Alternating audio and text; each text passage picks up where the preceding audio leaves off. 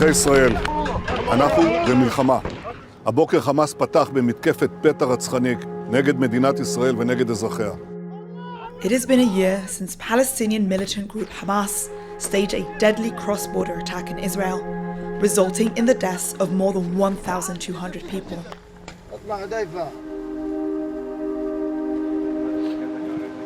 The IDF needs to act. Hamas has to pay. During the attack, Hamas took 251 hostages back to Gaza.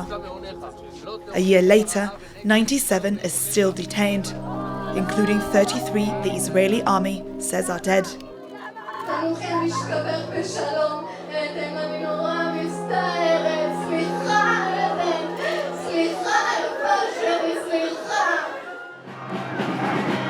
Relatives and supporters have been pressuring the Israeli government in weekly protests, demanding the return of the remaining hostages. In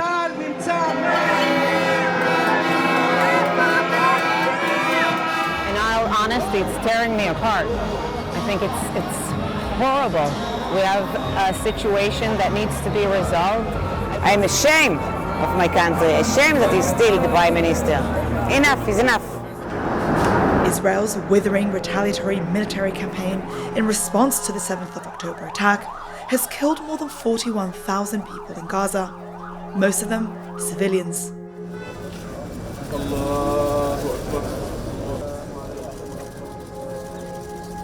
The conflict is now also spreading to other fronts in the region, notably to Lebanon, where Israel's battle with Iran-backed militant group Hezbollah is intensifying.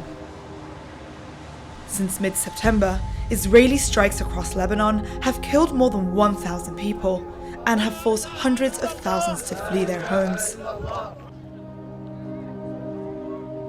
Hezbollah has been exchanging near-daily fire with Israel in southern Lebanon since October 2023, in what it says is support of its ally Hamas. On the Israeli side, dozens have been killed in the cross-border fighting, and an estimated 60,000 people have been displaced. It's just a tragedy for the entire region. It's a tragedy for the Near East. The regional conflict risks spiraling even further out of control after Iran sparked panic when it sent 200 missiles into Israel on the 1st of October. This time around was completely different. The noise was a lot louder. The intensity was much greater. It was extremely scary. Nothing that we could have anticipated. Iran's Revolutionary Guards said the attack was in retaliation for the killing in late September of Hezbollah chief Hassan Nasrallah, as well as Hamas political leader Ismail Haniyeh, who died in a July bombing in Tehran. Hezbollah and Hamas are two of the most prominent actors in the Axis of Resistance, an alliance of pro-Tehran armed groups opposed to Israel. And while all eyes are on Lebanon, Iran, and Israel, the situation for 2.4 million Gazans is deteriorating by the minute. 12 months of war have left large parts of the Strip in ruins, with 2/3 of buildings damaged or destroyed, including hospitals, mosques, and schools. This map shows the scale of destruction in Gaza as of the 6th of July. Red areas indicate buildings that have been completely destroyed. دمار مسح قتل أطفال قتل شيوخ قتل نسوان قتل مريض قتل سليم خربان الديار للحجر والشجر والزرع والأرض مظلش إشي كل هذا عشان نهاجر مش مهاجرين هنقعد على خيام ترى منا مش هنطلع من بلدنا مش هنطلع يوم. The war has also ravaged the territory's healthcare system, with no fully functioning hospitals left to treat a growing number of injuries. A lack of access to medicine, food, safe water and shelter has sparked a dire humanitarian crisis, with warnings of famine. Well, it is unimaginable. The level of suffering in Gaza, the level of death and destruction have no parallel in everything I've witnessed since I am Secretary General.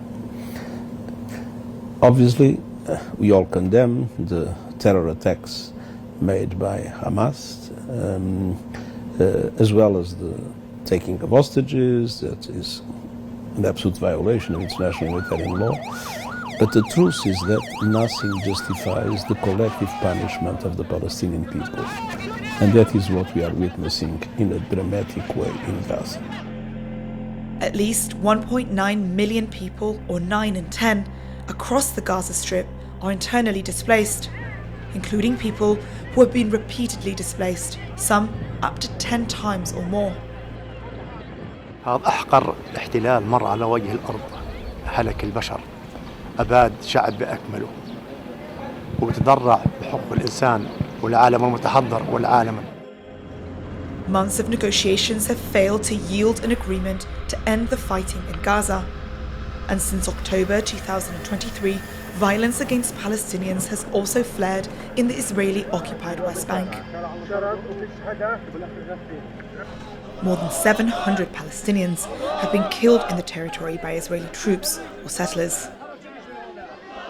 At least 24 Israelis, including members of the security forces, have been killed in Palestinian militant attacks during the same period.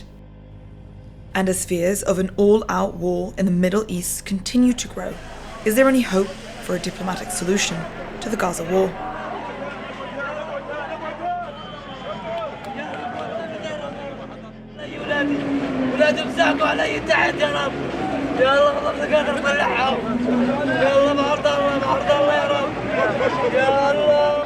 Over the past year, South Africa has taken Israel to court, alleging the country is committing genocide against Palestinians. Sacred trust of civilization. We as South Africans sense, see, hear and feel to our core the inhumane discriminatory policies and practices of the Israeli regime as an even more extreme form of the apartheid that was institutionalized against black people in my country.